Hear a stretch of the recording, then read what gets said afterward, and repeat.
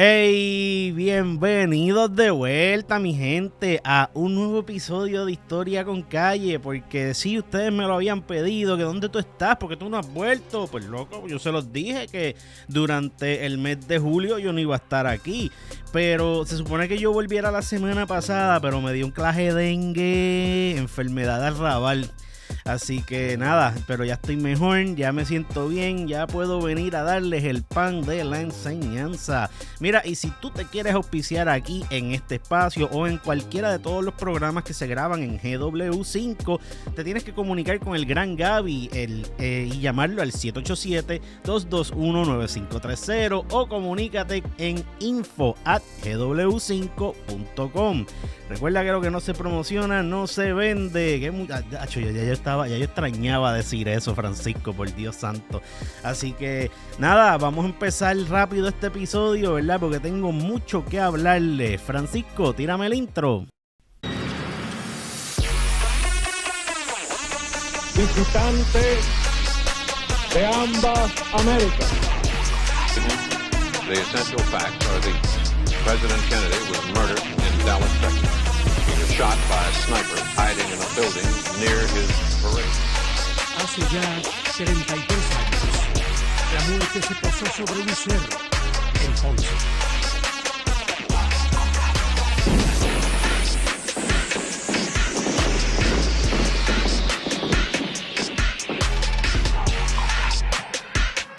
Those aboard leaping for life from a flaming inferno.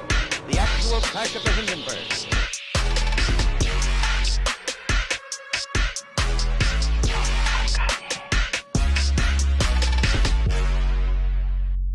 Pam, pam, pam, pam, pam. Ay, María, hace tiempo que no veía el intro, de verdad que ya hasta lo extrañaba. Mira, familia, en nuestra hermosa isla existe una frase viejísima, con la que se puede decir que todos hemos vacilado y hasta la hemos dicho, y es: los primos se exprimen.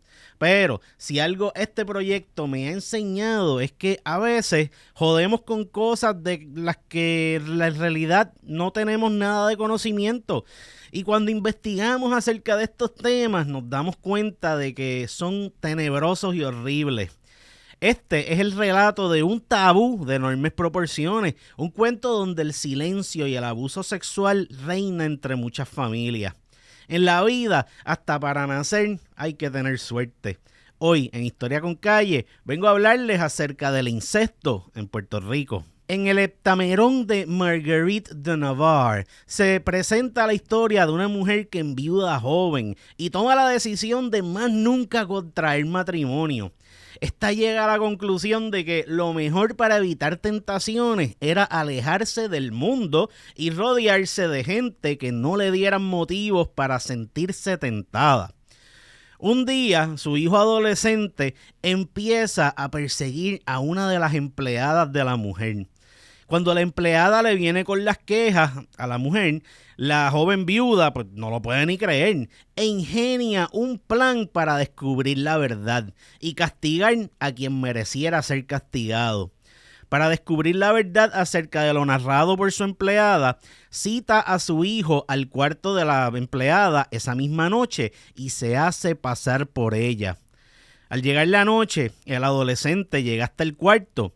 Su madre, en lugar de regañarlo por lo que sabía que venía a hacer, termina teniendo sexo con su propio hijo y hasta embaraza a su madre. Temiendo volver a repetir este acto, envía al muchacho a la guerra y da a luz a una niña que en secreto la regala a unos parientes. Con el fin de la guerra, el hijo escribe que anda de regreso al hogar y su madre, temiendo la tentación del incesto, le deja saber a ese muchacho que a su hogar no puede regresar si no está acompañado por una esposa. El muchacho decide honrar el pedido de su madre y conoce a la mujer de sus sueños, con la que contrae matrimonio, sin saber que ésta era su hermana y su hija. Cuando la mujer conoce a su nuera, entiende el significado de la palabra horror y decide consultar con los sacerdotes de la época. Luego de analizar el relato, los doctores en teología le dejan saber a la mujer que lo mejor era ignorar lo que pasó, que lo más correcto era que la pareja nunca se enterara de aquello y que la madre debía hacer penitencia por el resto de su vida, por su gran pecado. Aunque la madre mantiene silencio, los hijos procreados por ese matrimonio se convierten en un tormento para la ahora abuela, ya que son el recuerdo eterno de su pecado mortal. En el caso de este cuento, nos deja entender que la doctrina de la iglesia no domestica la naturaleza humana. El Heptamerón fue escrito en una época donde la iglesia, se puede decir que era más poderosa que hoy en día. Y aunque hoy por hoy su presencia sigue entre nosotros, el abuso conocido como incesto sigue ocurriendo por muchas más razones que los efectos secundarios del control mental de la religión como institución. Para poder entender un poco acerca del tema del incesto, tuve el honor y el placer de hablar con la doctora Pamela Zambrana de Psicoanalízame Podcast para que una experta en salud mental nos explique el tema en cuanto a lo clínico, para así yo poder enfocarme en lo histórico. Así que primero los quiero dejar ahora con la doctora Zambrana.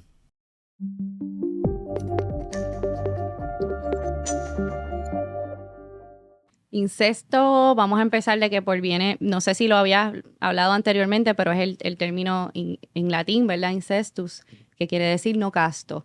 Así que es una práctica de relaciones entre personas que tienen algún grado de consanguinidad genética como tal. Así que son padres con hijos, abuelos con nietos, hermanos con hermanas, tíos con sobrinos, etcétera. En algunas culturas puede abarcar, ¿verdad?, hasta primos o parientes lejanos.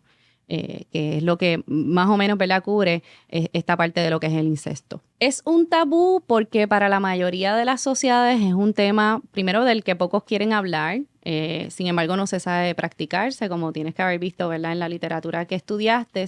Uh-huh. Cuando pensamos en el tema, pues, de quizás pensar en un matrimonio de hermanos con hermanas o un matrimonio de una hija con un papá, automáticamente la respuesta que produce es como de desagrado, ¿verdad? Como de asco. Uh-huh. No nos gusta ni siquiera tener esa idea en la mente. Así que siquiera pensarlo, ya de por sí es molesto para la mayoría de las personas y pues sabemos que están prohibidos en la mayoría de las culturas. Así que en general es un tema que se repudia hablar, se repudia reconocerlo como un problema. Hay algunos países que todavía promueven su legalización, como en Suiza, y algunos antropólogos pues han argumentado, ¿verdad?, que los tabúes del incesto son más bien convenciones sociales aprendidas.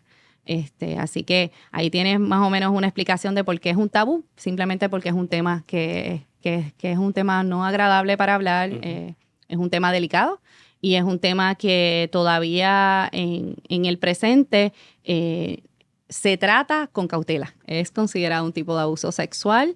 Ocurre porque, ¿verdad? ¿Por qué ocurre el incesto? Es que una de las razones es que las relaciones parentales no están como bien definidas en esa persona. Estas personas entonces engañan o intimidan a los niños de su familia para poder satisfacer esos deseos sexuales. Así que es frecuente que ellos mismos hayan sido víctimas de abuso, es lo que usualmente se ve en estos casos.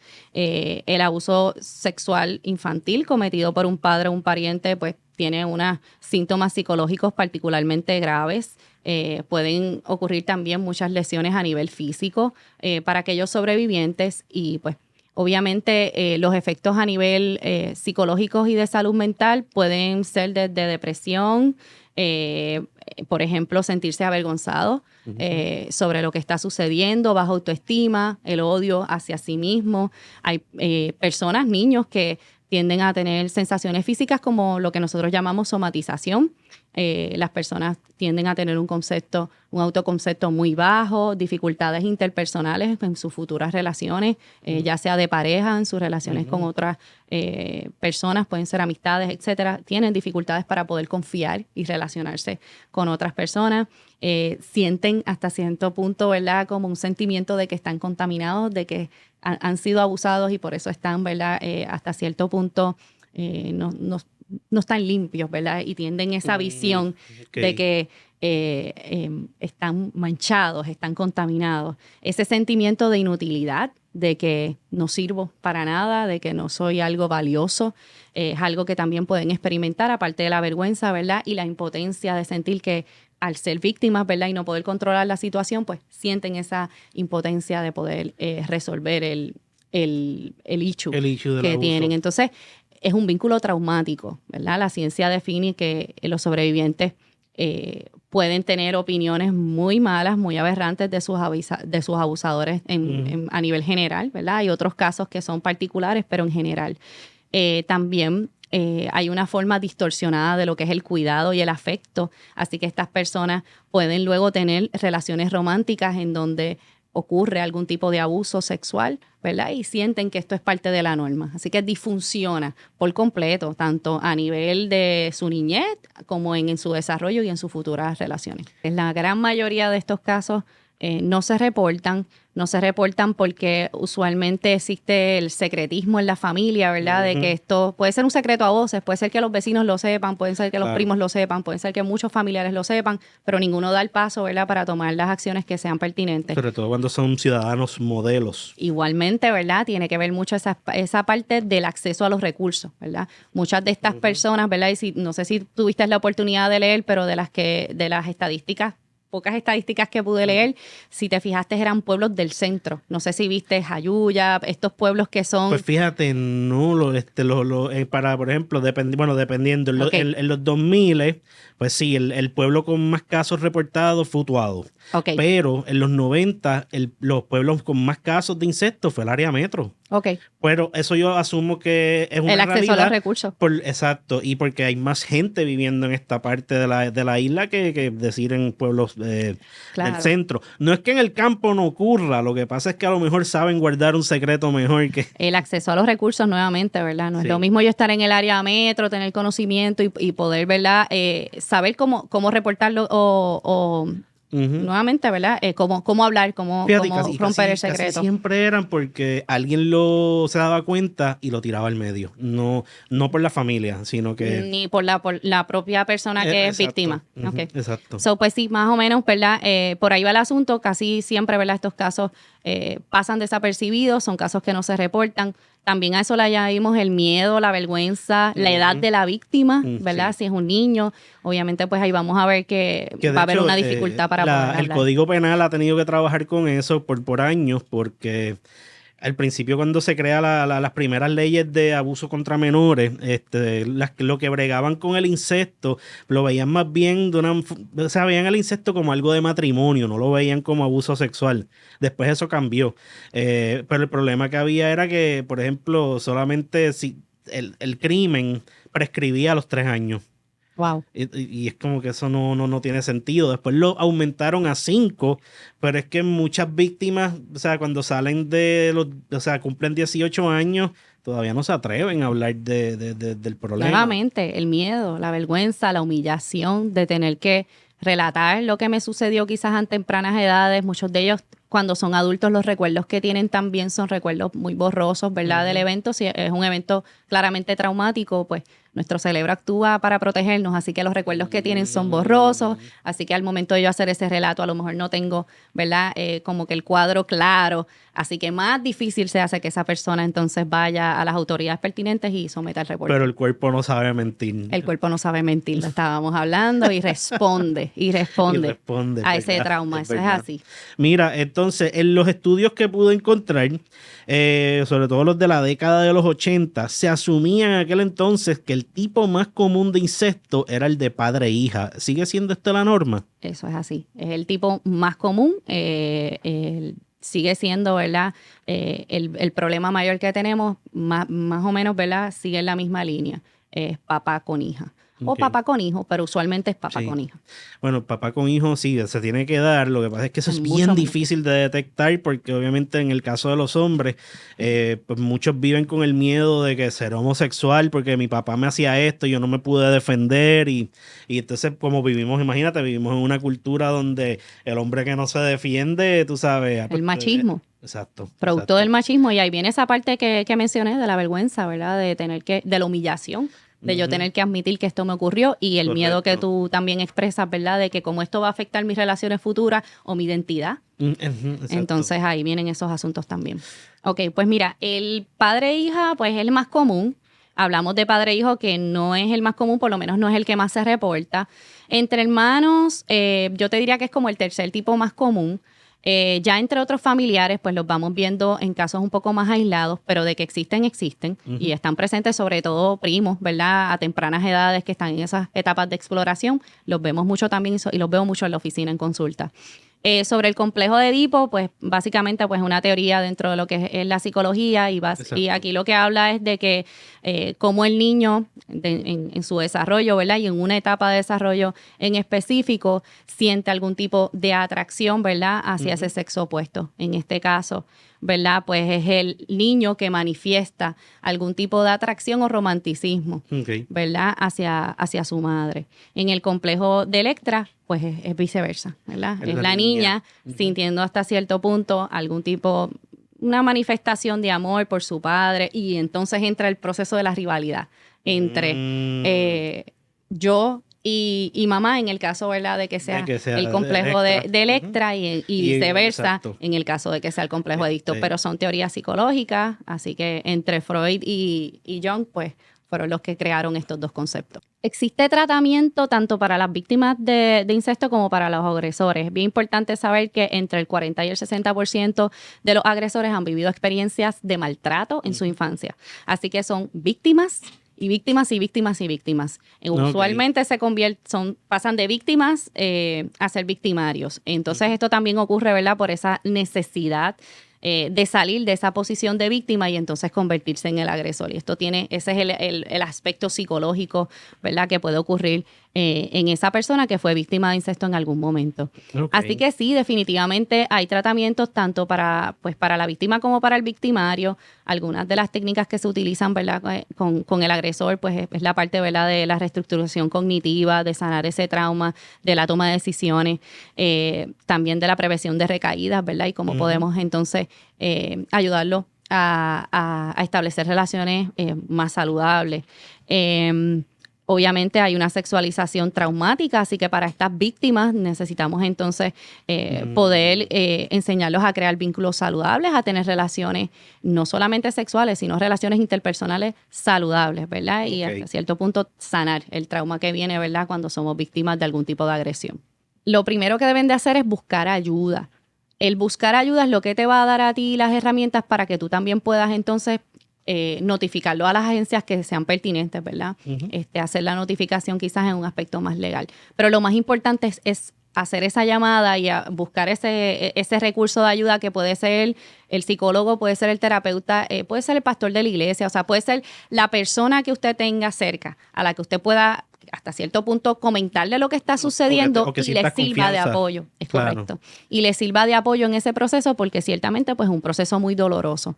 Así que yo les diría, lo primero es buscar ayuda y luego entonces buscamos entonces esas alternativas para notificar a las agencias pertinentes. Efectos pues, emocionales ya los hemos mencionado y lo que sería psicológico. En cuanto a lo que sería genético, pues ya ahí estamos hablando de que hay rasgos que son hereditarios, ¿verdad? Y ahí ocurren una serie de problemas que debilitan biológicamente, ¿verdad? A los individuos.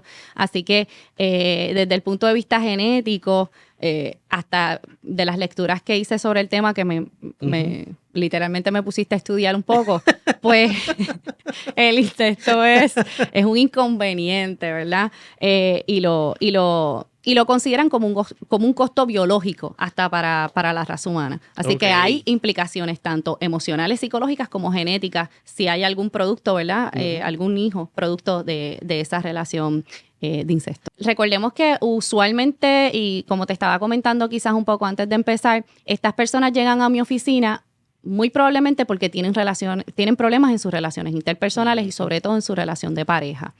Entonces, cuando estas personas se enfrentan a lo que es la sexualidad, ¿verdad? Con su pareja, comienzan a sentir algún tipo de incomodidad.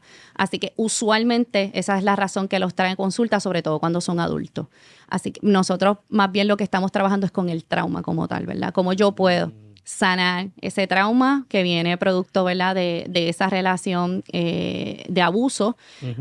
Prácticamente se trata como una víctima de abuso sexual. Así que vamos a trabajar con todo aquello que tiene que ver con su autoestima, vamos a trabajar hasta cierto punto, ¿verdad? Nosotros usamos mucho la terapia de perdón, en donde esa persona no está perdonando al otro pues porque lo quiere perdonar, sino para él. El perdón para tener como paz. Es correcto. Sí, sí. Yo trabajo mucho la técnica y la terapia de perdón como un regalo para ellos mismos. Es como que esto es un regalo para ti, para que tú puedas sanar, para que tú puedas salir. Sí, puedas ¿verdad? seguir hacia adelante. Superar, ¿verdad? De alguna forma, este trauma al que fuiste sometido. Esto puede tardar años, ¿verdad? Años en terapia. Reestructuración cognitiva es otra de las estrategias que utilizamos, ¿verdad? Cómo yo puedo cambiar mis pensamientos, cómo yo puedo hasta cierto punto controlar mis emociones, cómo puedo recuperar la confianza, ¿verdad?, en la relación de pareja, por ejemplo. Y usualmente, ¿verdad?, mencionaste ahorita, ¿verdad?, que el cuerpo no olvida y responde, y lo habíamos hablado anteriormente, definitivamente estas personas tienden a tener muchos problemas a nivel de sexuales, sobre todo si hubo penetración, ¿verdad?, en el caso del abuso, pues ahí entonces también trabajaríamos hasta, como te dije, ejercicios de suelo pélvico, que, o sea, esto abarca, es un tratamiento que va a abarcar muchas áreas dependiendo de los efectos negativos que haya tenido en la vida de esa persona. Cuando hablamos de reestructuración cognitiva, lo que queremos es crear nuevas conexiones. Lo que yo quiero es que esta persona entienda que aunque hubo un evento traumático en algún momento relacionado, por ejemplo, a la penetración y a la relación sexual, hay otros eventos que pueden surgir, ¿verdad?, con más placenteros. Entonces es como enseñarle a mi cerebro, bueno, esta vez fue traumático y fue malo, pero ¿sabes qué? Hay algo mejor. Hay formas, exacto, en las que puedes sentir placer, hay formas en las que puedes disfrutar de este acto que es natural, que es un proceso natural. Y cuando llegan, ¿verdad?, ese tipo de casos a oficina, casi siempre lo que estamos trabajando es cómo lidiar, ¿verdad?, tanto con el trauma como con querer intentar tener una experiencia nueva de la sexualidad de una forma más saludable. Siempre les digo, estoy allí disponible para recibirte a ti, para recibir al que quiera visitarnos.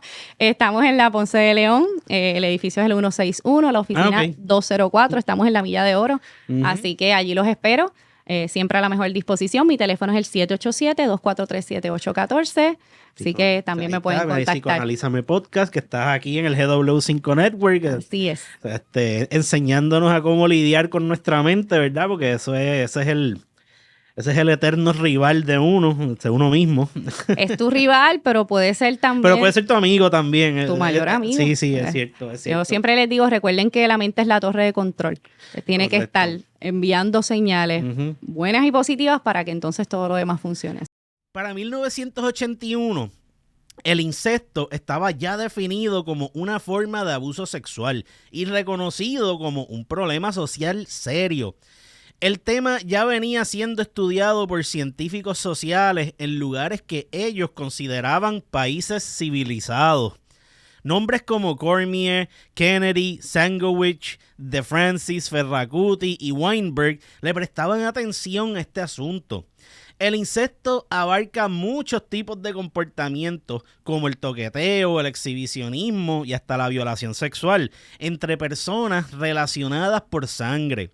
Cuando hablamos de incesto, a lo mejor puedes pensar que es un acto con violencia física envuelta, pero el National Center on Child Abuse and Neglect declara en 1978 que cuando el victimario es uno de los padres, el utilizar violencia física resulta poco necesaria, ya que el niño o la niña tiende a confiar y por lo tanto se facilita la cooperación del menor.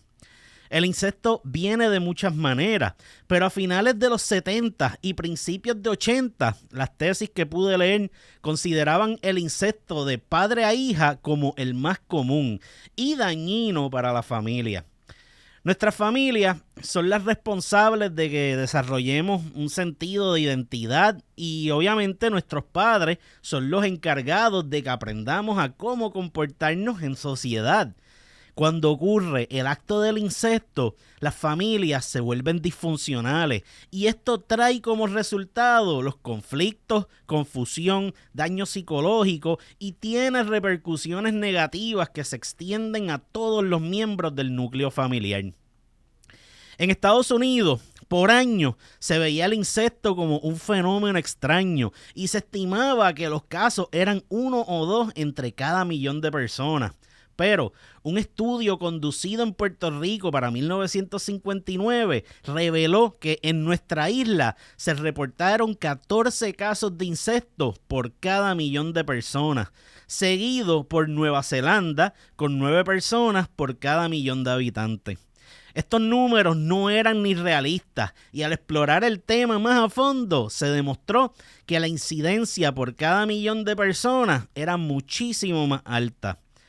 Estudios del 1955 sugerían que el incesto de padre a hija era menos probable si había un agente de contención presente en el hogar, ya que se asumía que una madre siempre protegía a sus niños y que si mamá no le ponía un alto a papá, se veía como una mujer fracasada. Para protegerse de sus propios pensamientos, la madre niega y se rehúsa a creer que esto está ocurriendo en el hogar. Sí, estamos de acuerdo que una madre debe proteger a sus hijos, pero el que no pueda hacerlo no debe ser interpretado como que ella lo deja pasar. También muchas mujeres pueden caer en el dilema de los roles sociales, el de madre y esposa. El tabú del incesto ha existido entre los humanos desde sus humildes comienzos y fue considerado como un crimen de proporciones universales, según Weinberg en 1955.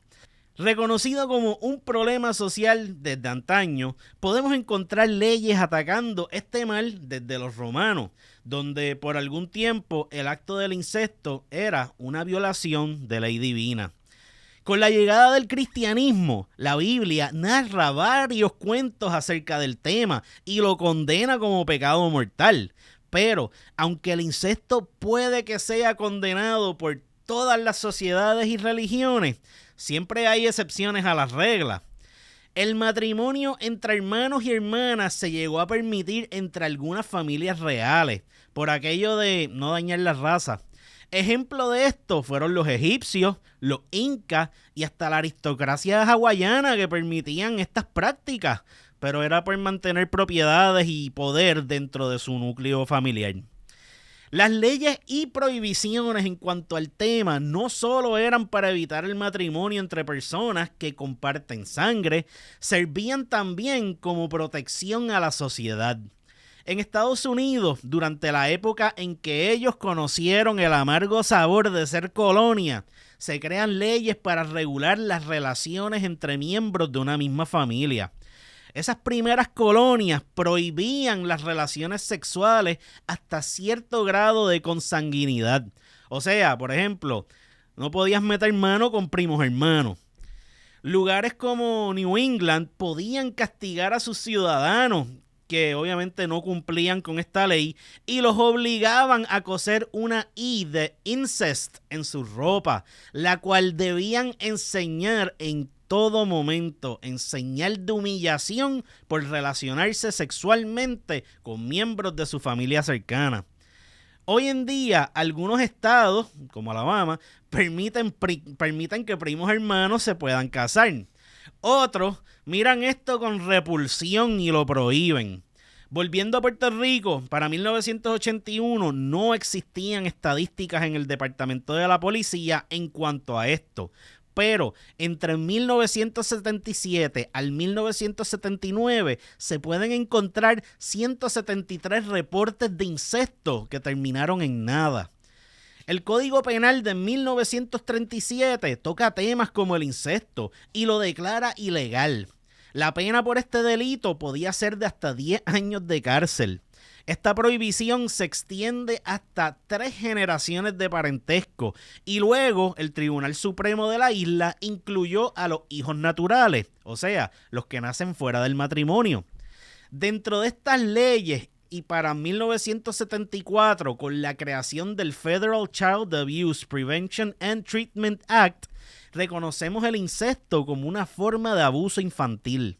En esta década del siglo pasado, de lo que pude investigar, las razones por las cuales una persona rompía con este tabú podían variar por cosas como ausencia del padre, que un día se largaba a comprar cigarrillos y volvía años más tarde para encontrarse con una hija que se veía como una extraña, la pérdida del esposo, fuera por divorcio, muerte o enfermedad, diferencia de edad y hasta estrés matrimonial. Pero estos estudios se basaban solo en el incesto padre a hija. Todavía no teníamos una clara idea de todo lo que abarca el tema. La verdad, la motivación para el incesto es tan diversa y compleja como la familia misma. Cuando se empieza a estudiar este fenómeno, mucha de la literatura disponible solo se enfocaba en el padre y no miraba a otros miembros del núcleo familiar.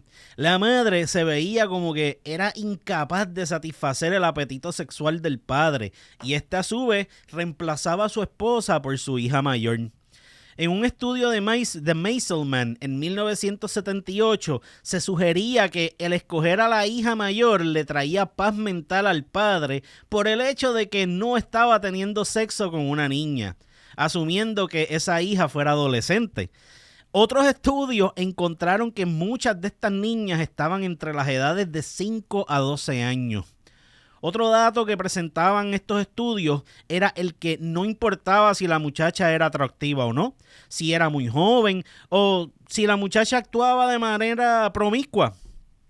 Estos estudios daban a entender que los padres escogían hacer esto porque veían a su familia como si fueran su propiedad y por lo tanto ejercían poder absoluto sobre ella, como pichones de tirano. En el caso de las madres, escritores de la época sugerían que estas eran pasivas, dependientes, deprimidas, cargadas de trabajo y sin capacidad para proteger a sus hijas. Se les describe como con falta de amor, distanciadas de la relación sexual, conscientes de que había incesto ocurriendo y como que castigaban a sus hijas al empujarles el rol de esposa a la mala. Estudios de 1954 hasta sugerían que el padre era una posible víctima de la relación disfuncional entre madre e hija. Pero, independientemente de por qué este tipo de incesto ocurre, para no irnos tan clínicos, cualquier familia que esté pasando por esta situación va a exhibir señales de que algo está sucediendo en ese hogar. Años de cambios políticos, económicos y sociales han afectado de maneras bien crueles a la familia puertorriqueña. No es difícil de entender que fuimos primero parte de España y luego de la invasión, cuando se nos empieza a americanizar, como quiera, se queda en nuestra identidad como pueblo muchas cosas que nos pasaron los españoles. Desde la invasión nos llevan estudiando y en 1972 estudios del pueblo puertorriqueño demostraban que los lazos de unión entre marido y mujer se fortalecían con la llegada de un hijo o hija. Se refleja que nosotros como pueblo celebramos la llegada de una nueva alma al mundo más que cualquier otro grupo dentro de los Estados Unidos. El procrear muchachos era prueba de hombría y masculinidad, y el que un hombre casado tardara en tener hijos lo sometía a que se la montaran y que hasta lo declararan maricón. También, si empezabas a traer muchachos al mundo y tu esposa solo paría niñas, te llamaban chancletero. En nuestro no tan lejano pasado, el padre de familia no estaba a cargo de criar muchachos. Este rol era el de la madre. Papá, en todo caso, era la figura de autoridad en la casa y su palabra era ley y orden. Su trabajo como padre era basado en castigar a los menores si se portaban mal, ser cariñoso con sus hijas y conservador en su relación con sus hijos. Nuestras mujeres eran criadas para que se quedaran en el hogar junto a su madre. Y en el caso de los hombres era el opuesto. Este debía explorar, ser fuerte y agresivo. En nuestros sectores de pobreza, esto puede ser hasta más fuerte todavía, porque al ser hostil y agresivo, te ganabas el título de guapo de barrio y se te miraba con admiración.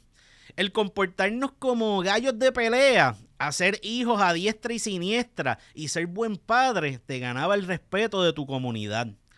Frases como mujer propia sabe a chayote eran comúnmente repetidas por nosotros, y el que el hombre tuviera relaciones fuera del matrimonio era normal, a tal nivel que hasta era aceptado por la Iglesia Católica y su monopolio religioso.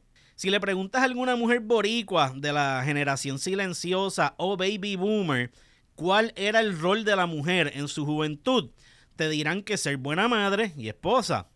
Por años, y quizás hoy en día todavía ocurra, nuestras mujeres gozaban de libertad limitada.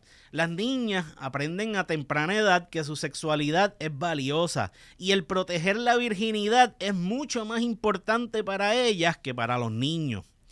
De bien chamaquitos, las niñas siempre deben estar vestiditas versus los nenes que se les permite hasta andar correteando en nus por la casa. Los obstáculos culturales en cuanto al sexo llevaban al hombre hacia el matrimonio con ciertos gustos sexuales adquiridos.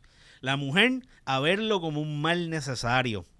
El historiador del Caribe, Gordon Lewis, escribió sobre la mujer puertorriqueña y la describe como un ser que era visto como inferior al hombre, que sufrían de debilidad mental y moral, que requerían la supervisión del hombre en cuanto a sus movimientos.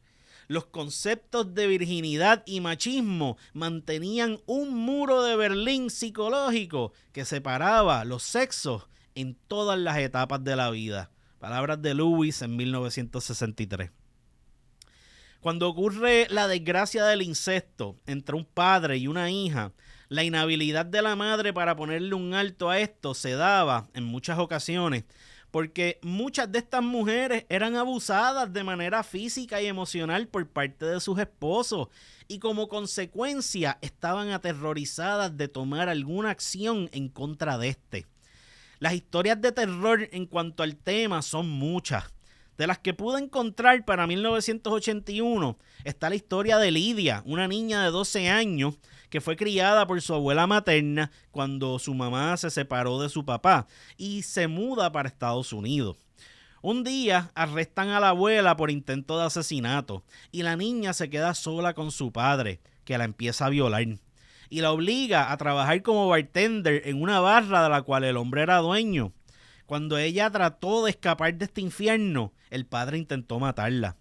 Por casualidad, los vecinos se percataron de que el hombre intentaba cometer un horrendo crimen y contactan a la policía, quienes por suerte llegaron a tiempo para ponerle un alto al individuo y lo arrestan en el acto.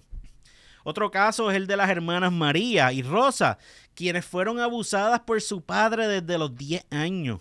El abuso comenzó solo con toqueteo en los senos, las nalgas y los genitales.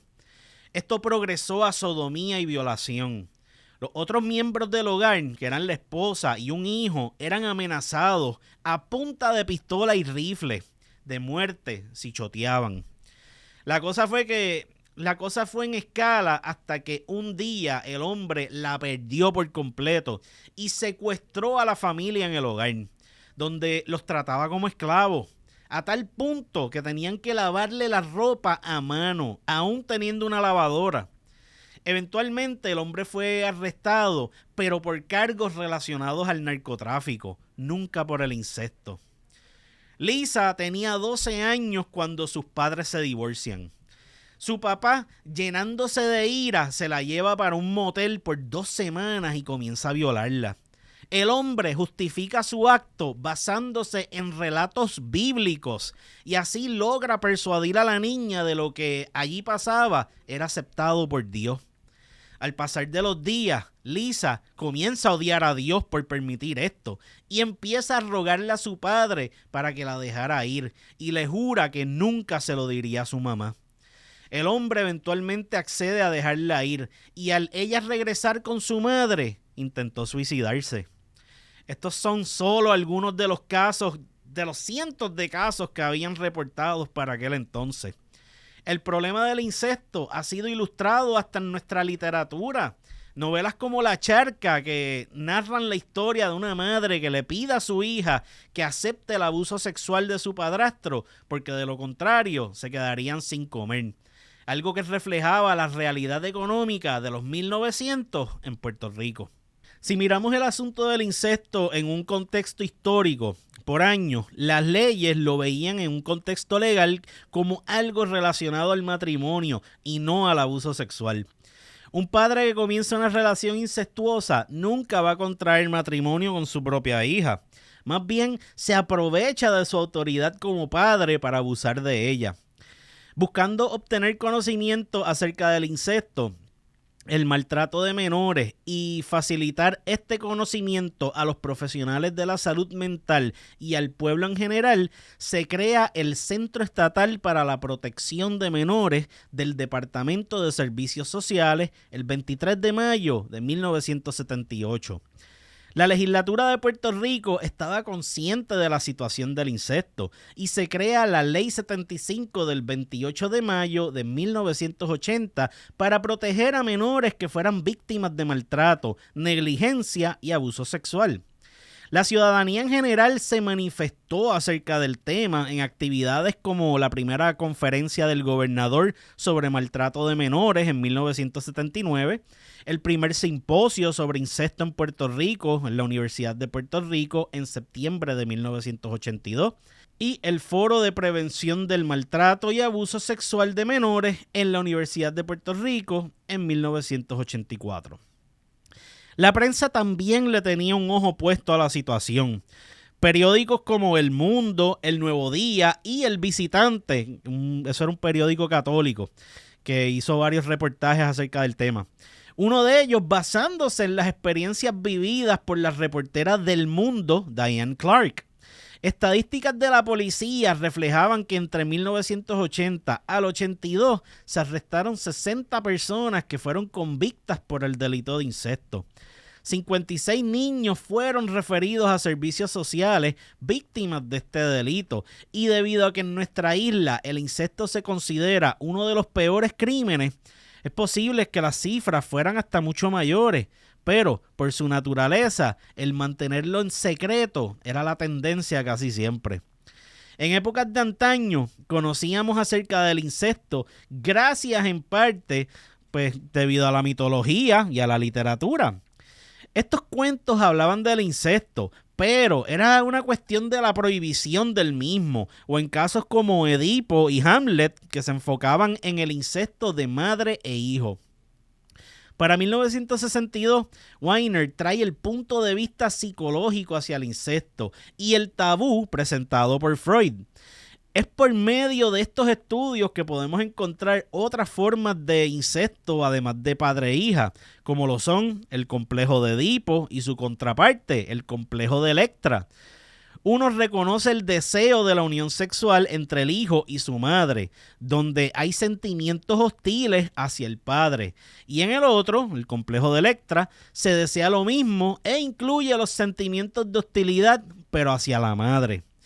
Decía Freud que estos deseos incestuosos llegan a temprana infancia y que se quedan ahí por toda la vida como un deseo reprimido. El prohibir estos actos era considerado como una medida de protección destinada a proteger la especie de los resultados del matrimonio consanguíneo. Estudios del 1922 daban fe que la práctica del incesto traía como consecuencia debilidad física, retardación mental y hasta sordomudez.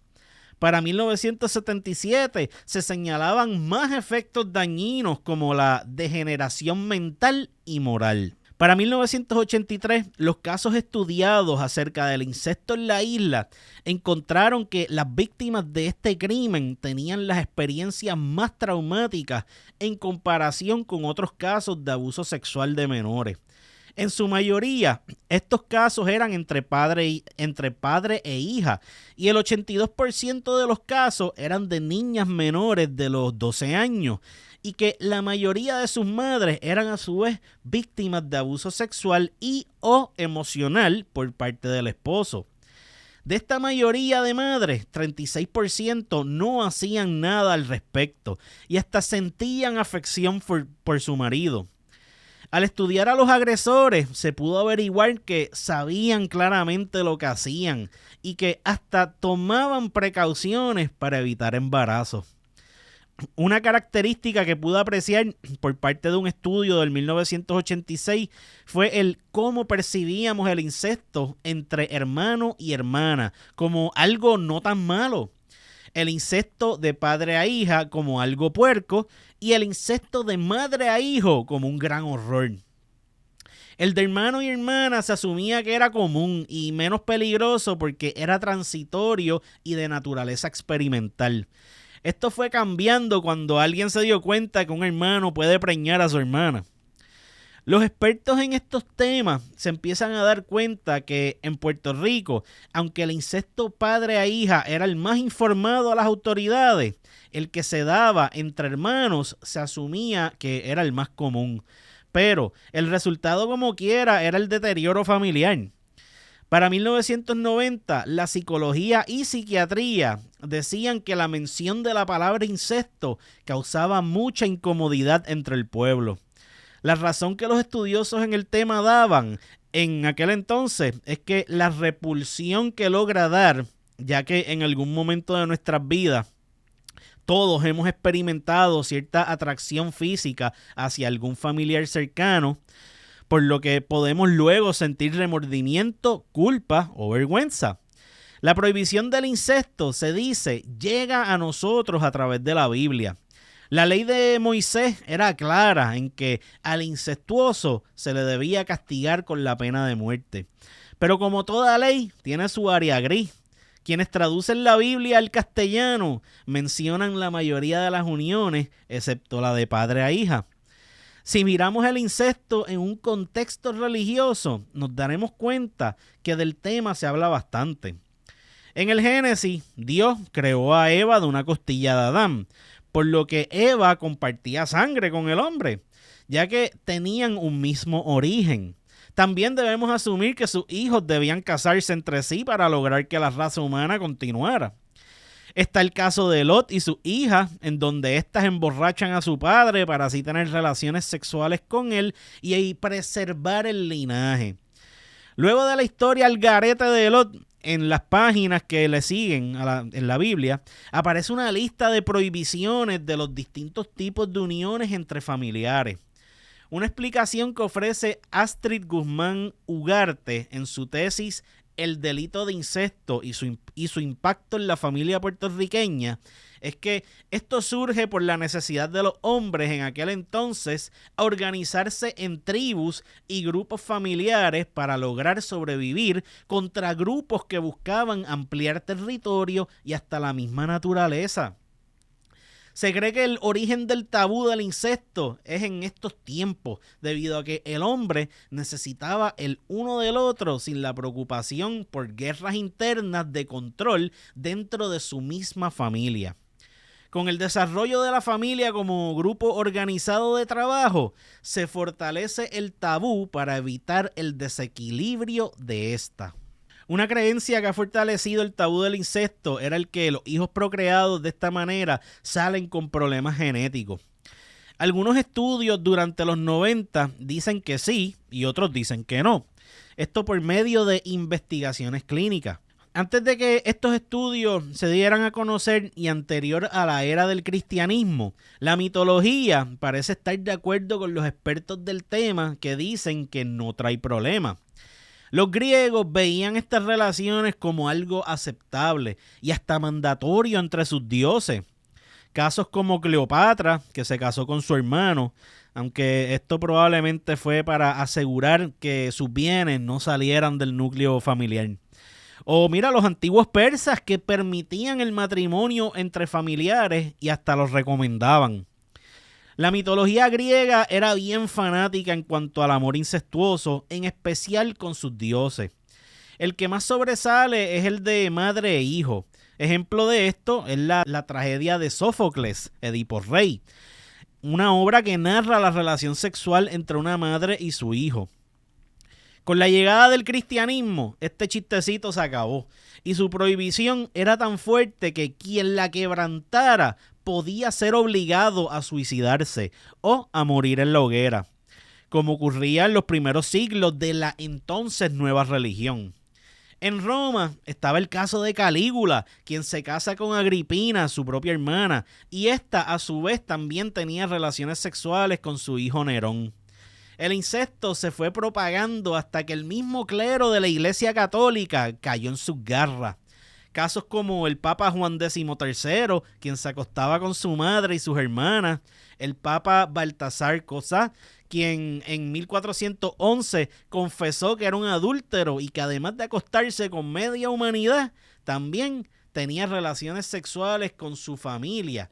Y cómo no mencionar a un hombre muy famoso llamado Rodrigo Borgia, quien al convertirse en el Papa Alejandro VI le dio con acostarse con sus hijas e hijos, y en la encíclica papal se proclama ser padre de uno de los hijos de su propia hija. Las sectas también han utilizado el incesto para evitar contraer matrimonio con gente que no pertenece a esta. Ejemplo de esto son los mormones de Utah, quienes en un principio lo hacían para que las hijas y hermanas no se casaran con gente que no perteneciera a la iglesia. Hoy en día ya no ejercen esta práctica debido a que el Código Penal del estado de Utah lo prohíbe.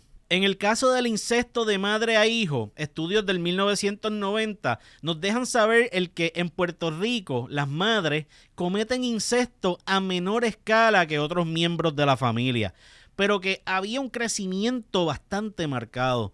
Se pensaba que la ausencia del padre y la necesidad de afecto y compañerismo obligaban a la mujer a buscar un sustituto. Cuando mira hacia su propio hijo, la relación se convierte en incesto. Casos de la época daban a entender que habían dos variaciones de este tipo de incesto. Uno de nivel sexual bajo, donde mamá se acuesta al lado de su hijo, se desvisten juntos y hasta se bañan. Con el tiempo, el menor desarrollaba una dependencia a su madre, causándole consecuencias desastrosas al muchacho, socialmente hablando. Número 2, de nivel sexual marcado. La madre comienza a bañar a su hijo de pequeño, con el tiempo pasa a tocarlo en sus órganos sexuales y al llegar la pubertad, de continuar esto ocurriendo, puede llegar hasta la masturbación o el mismo coito. Lo que mal comienza, mal acaba. Existe un caso ese mismo año de una mujer llamada Hortensia y su hijo Richard. El incesto comenzó mientras el padre no estaba en el hogar por motivos de empleo. En estos periodos, Hortensia comienza un jueguito con su niño que luego se vuelve incestuoso. Cuando ella trata de terminar con esto, no puede. El padre fallece un día sin enterarse de la situación y Richard, siendo mayor, requiere de la atención sexual de su madre. Esta relación incestuosa duró muchos años hasta que un día Richard, lleno de ira, mata a su madre. El incesto entre hermanos, como ya les narré, es el más común, a pesar de ser el de padre a hija el más reportado. Las tesis de los 90 alegaban que si tenían la misma edad se podía considerar inofensivo, pero cuando uno de los hermanos es mucho mayor, se convierte en algo similar al incesto madre-hijo o padre-hija. Cuando es hermana a hermano, el resultado podía traer el que al crecer, cuando el muchacho trate de entablar alguna relación sexual adulta, su compañera le va a traer recuerdos de su hermana, lo que puede ocasionarle impotencia y hasta el que decida evitar cualquier tipo de contacto con las mujeres. El incesto entre abuelo y nieta es otro que ocurre con bastante frecuencia, sobre todo cuando abuelo vive en el mismo hogar o mantiene buena relación con la familia. La gente tiende a mirar a los viejos como gente senil y que ya no tienen interés por el sexo. Esto es falso, y lo peor del caso es que cuando ellos llegan a sentir rechazo por los adultos de la familia, enfocan su atención de cariño hacia los nietos, donde vuelven a sentirse fuertes. Estos sentimientos se pueden convertir en el inicio de incesto. Otros miembros de la familia pueden cometer incesto, pero esto era visto como situaciones menos comunes. Las víctimas siempre son utilizadas para evitar una ruptura familiar, la cual va a ocurrir inevitablemente cuando se descubre el incesto. En Puerto Rico existe el tabú del incesto, Pero la cultura patriarcal ayuda a que el tabú se eche para un lado y añádele el problema de consumo de alcohol y droga que tenemos y es tremenda receta para el desastre. Desde pequeños crían a sus hijos a ser machistas y a sus hijas a obedecer y no objetar la autoridad del marido o del padre. Generación tras generación seguimos metiendo las patas, criando personas incapacitadas para poder defender a sus hijos de abusos cometidos contra ellos. Aunque somos un pueblo bien cristiano, que se supone rechazamos el incesto, las cifras de casos demuestran lo opuesto. Lo terrible de todo esto es que en muchas ocasiones los padres justifican sus acciones con diferentes argumentos.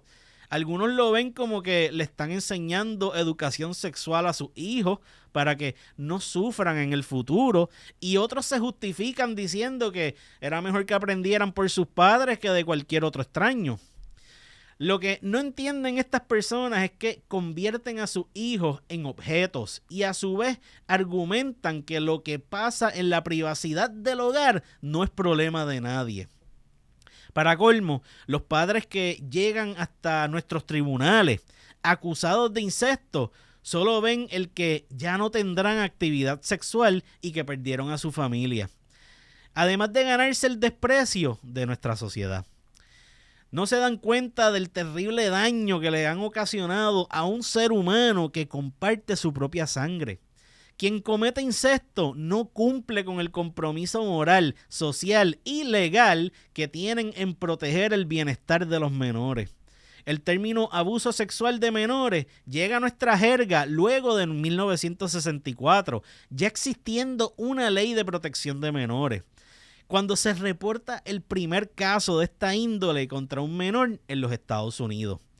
La Ley 75 establece una política pública de protección para menores que fueran o estuvieran en riesgo de ser víctimas de maltrato o negligencia. En Puerto Rico, esta se establece un 28 de mayo de 1980. Ya para 1991, el país tenía varios centros públicos para ayudar a menores víctimas de abuso sexual. Del 1 de julio del 90 hasta el 1991 se atienden 30 casos donde se pudo comprobar había incesto envuelto, pero casi ningún menor recibió ayuda profesional para superarlo y se estimaba que podían haber hasta 600 casos anuales no reportados de abuso. ¿Quién sabe en qué tipo de adultos se convirtió esta gente? Nadie, sobre todo en una cultura donde los hombres deben ser dominantes, agresivos y que sepan defenderse. Esto se nos enseña desde pequeños y empieza con famosas frases como no te dejes dar, los nenes no lloran y la clásica defiéndete o eres una nena o defiéndete o eres pato. Pero esta es solo una de las razones en las que muchos niños ni se atreven a hablar, sentimientos de culpa y vergüenza. Los pueblos con más casos de incesto en 1991 lo fueron San Juan con 10 casos, todos en Río Piedras, Carolina con 6 casos, Bayamón con 2, San Lorenzo con 2 y Humacao, Loíza, Mayagüez, Vega Baja y Yabucoa, todos con un solo caso reportado. Los mitos del incesto en Puerto Rico son varios y quiero darles algo de claridad acerca de ellos. Los atacantes, por ejemplo, en 80% de las veces son personas que el menor conoce y confía. En cuanto a padrastros, la gente piensa que es más común el que ataquen a sus hijastros o hijastras, ya que no comparten sangre. Esto es falso. Es más común que los padres sean los atacantes. La idea de que niños actúen de manera promiscua ante un adulto no es cierta. El adulto interpreta mal o lo que le da la gana para así abusar del menor. Quien comete incesto no tiene que estar loco, no tiene que ser alcohólico ni drogadicto. Y para colmo, la mayoría de los que hacen esto pueden ser hasta ciudadanos modelos. Esto puede pasar en todas las clases sociales, pero obvio es más fácil detectarlo en las familias pobres. Por último, el mito de que los niños inventan estas historias, por lo general, es falso. Hoy en día, eso que conocemos como la cultura puertorriqueña se ha ido desarrollando en los últimos 5 siglos y es en ese marco cultural que se fue forjando la imagen de nuestro hombre. En el libro Puerto Rico y el Occidente de Ramón Mellado Parson se presenta la evolución del hombre puertorriqueño en nuestra sociedad. En la sociedad taína, las mujeres se encargaban de los trabajos domésticos y el cultivo de la tierra. Los hombres eran guerreros, cazadores, pescadores y debían educar y preparar a sus hijos varones para estas mismas tareas. Desde entonces vemos la distinción de roles entre mujer y hombre. Luego llegan los españoles al panorama y traen con ellos el sistema patriarcal romano, donde el hombre es el jefe absoluto del hogar. En la sociedad española colonial, el esposo y padre tenía autoridad absoluta sobre la esposa y sus hijos, pero tenía la obligación de protegerlos y mantenerlos. Si cumplía con estas obligaciones como esposo y padre, la sociedad le permitía entonces hacer todo lo que le diera la gana, libre de censura. La mujer solo podía dedicarse a sus labores domésticas y debía ser recatada y decente. Con la llegada del africano por medio de la esclavitud y el contrabando, la mujer africana, quien ya tenía una posición en desventaja frente al hombre, se topa con que la esclavitud refuerza más todavía su posición de inferioridad en la sociedad española colonial. Como la poligamia era permitida entre las sociedades africanas, los españoles estaban encantados con esto, lo que consigue que los peninsulares se aprovecharan y abusaran de estas mujeres. Muchos de estos patrones de conducta se fueron estableciendo con la separación de valores que dirige los roles del hombre y la mujer en la sociedad española colonial y que todavía siguen vigentes. Con la llegada de la invasión norteamericana y a pesar de la americanización de nuestra cultura, existen todavía patrones de conducta tradicionales españoles, entre los que está el culto al machismo.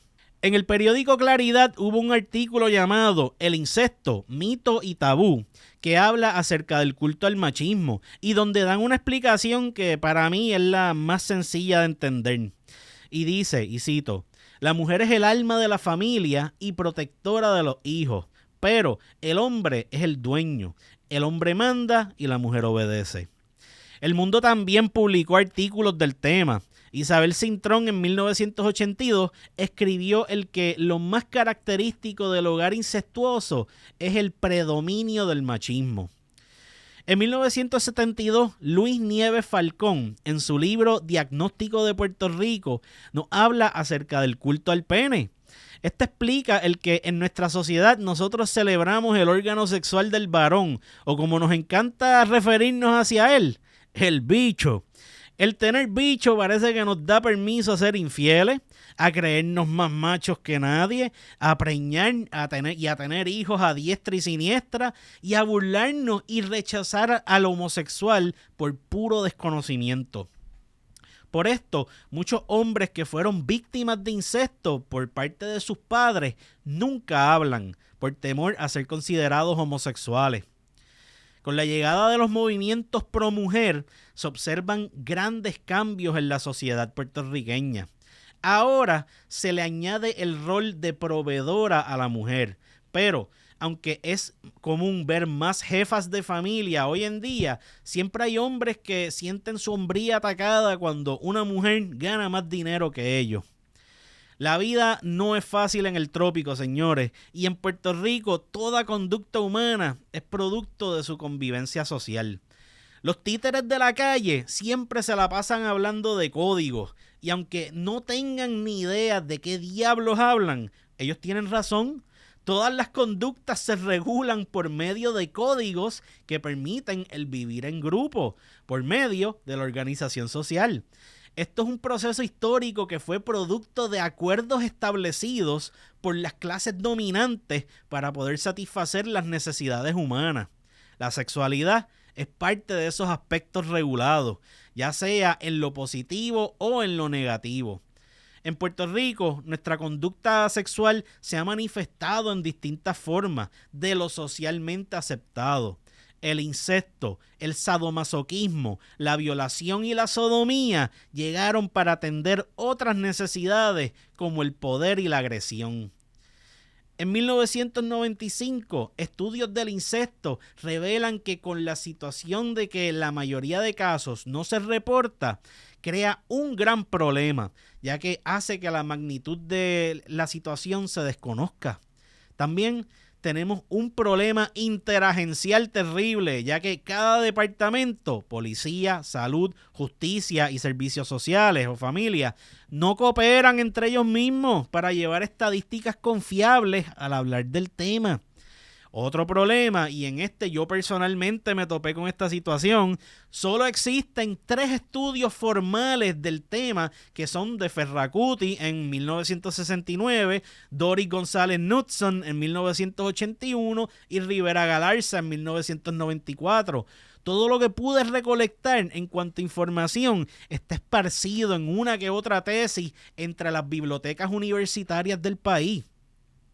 La necesidad de un estudio histórico más relevante que este es súper urgente.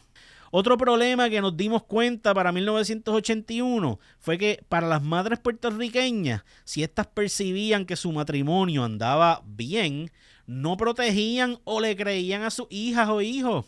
Este tipo de situación lo único que trae es resentimiento, ya que él o la menor va a ir por la vida creyendo que su madre no la protegió o lo protegió del incesto y que hasta contribuyó a que ocurriera. El estudio de González Knudson en 1981 encontró que la madre boricua era muy pasiva, menos educada que su esposo y demasiado tolerante a conductas agresivas o infieles por parte de sus esposos.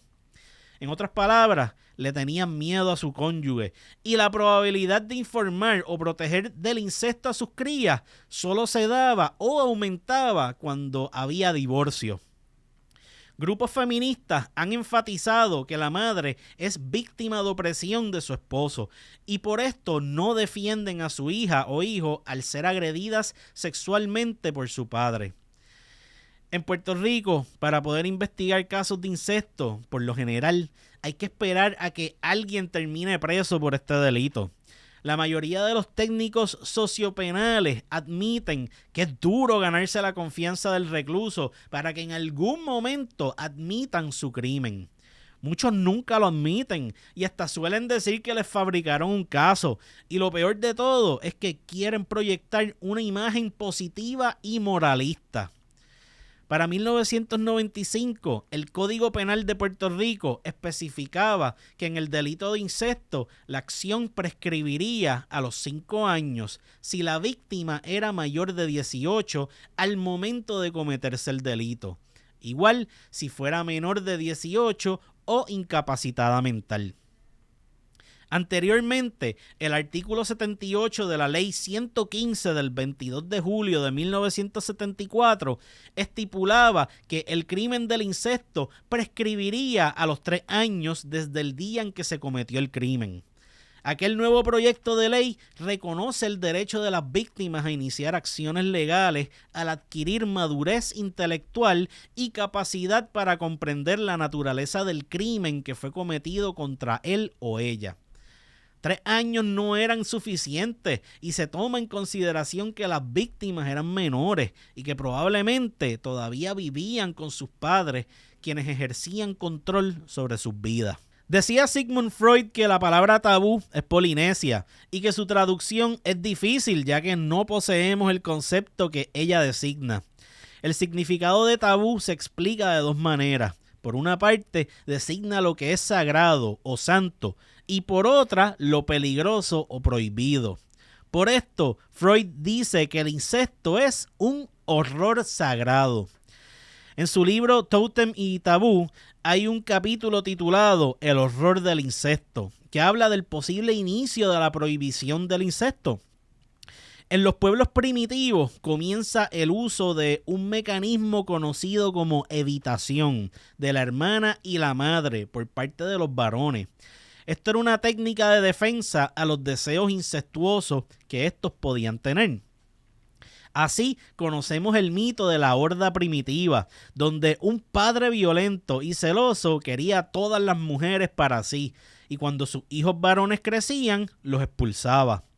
Eventualmente, los hermanos expulsados se unieron y formaron una alianza contra el padre. Lo matan y hasta se lo comen. Llenos de sentimientos de culpa, crean la ley de prohibición de incesto y salvan a la humanidad. Detrás de toda prohibición, por fuerza, siempre hay un anhelo. El tema del incesto en el siglo XX fue dominio intelectual para sociólogos y psicólogos. Los primeros se interesaban en el tema viéndolo como una desviación social y los segundos en la personalidad humana y sus defectos. Ambos grupos fracasaron en encontrar un porqué a la prohibición del incesto. Estudios más modernos han logrado al menos encontrar errores que la sociedad apoya acerca del tema, como el que la hija quiere, el que el incesto ocurra o el mito de la hija seductora. Novelas como Lolita de Vladimir Nabokov, un libro que es de los más vendidos y hasta aceptado como un clásico literario que trata de un padrastro fascinado con su hijastra de 12 años de edad. Este tipo de historia busca excusar el incesto como conducta y sus motivos se ven como perversos, pero su mensaje se convirtió en la fantasía de millones de hombres, quienes fueron una muy buena fuente de ingresos eventualmente para revistas como Hustler, Playboy y Batman. En cuanto al incesto padre-hijo en Puerto Rico, sigue siendo un fenómeno bien poco informado. De la poca información que existe al respecto, la edad promedio de los varones víctimas fluctúa entre los 5 y los 12 años. Los estudios sugieren que el abuso dirigido a los varones se puede considerar mucho más severo que el que sufren las niñas. Esto se debe a que los varones están más propensos a experimentar abuso físico, además del psicológico y sexual. La mayoría de estos casos nunca se llegan a conocer por los factores culturales de la masculinidad. El hombre sobreviviente al abuso sexual tiende a ser agresivo para evitar sentirse como una víctima y vive creyendo que ha fallado como hombre. Al atender niños que han sido víctimas de incesto, nos hemos topado con la triste realidad de que algunos creen ser homosexuales debido a su incapacidad para poder protegerse. Sin embargo, cuando una mujer adulta en la familia es la que abusa de un niño varón, nosotros como sociedad no los reconocemos como abuso sexual ni lo vemos como algo malo. Cuando tratamos de ayudar a las víctimas de incesto, varios autores coinciden, los servicios de ayuda pueden tener un impacto bastante negativo si al menor no se le da la orientación adecuada acerca de los servicios médicos, psicológicos, sociales y legales. La experiencia vivida por muchas víctimas a la hora de denunciar esto es horrible.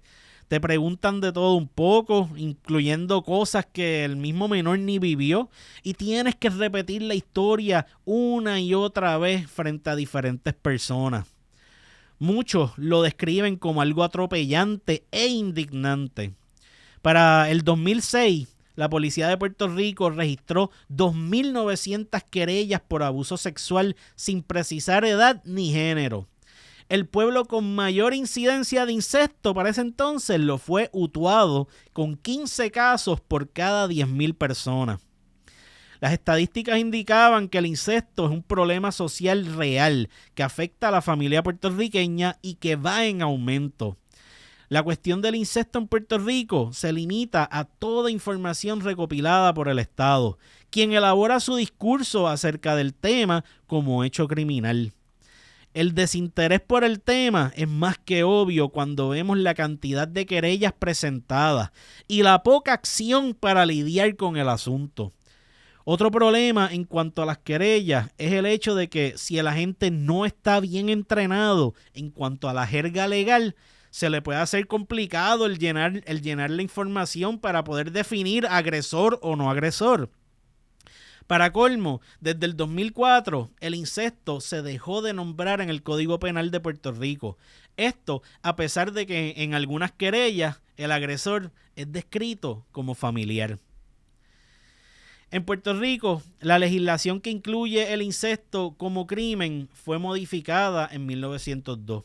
Para ese año todavía regía la española, que veía el incesto como una forma agravada de violación. La penalidad máxima puede ser hasta de 50 años de cárcel y las relaciones sexuales son innecesarias, o sea, solo basta con el matrimonio. Obviamente, la mayoría de los casos tratan de relaciones sexuales fuera del matrimonio. Es por esto que el Tribunal Supremo incluye ahora a los hijos naturales, aun cuando no han sido legalmente reconocidos. Según la definición de la ley, el incesto es cometido por ambas partes, ofensor y víctima, pero solamente en los casos más excepcionales se enjuicia a la víctima. El incesto, en definitivo, es de las peores formas de abuso sexual.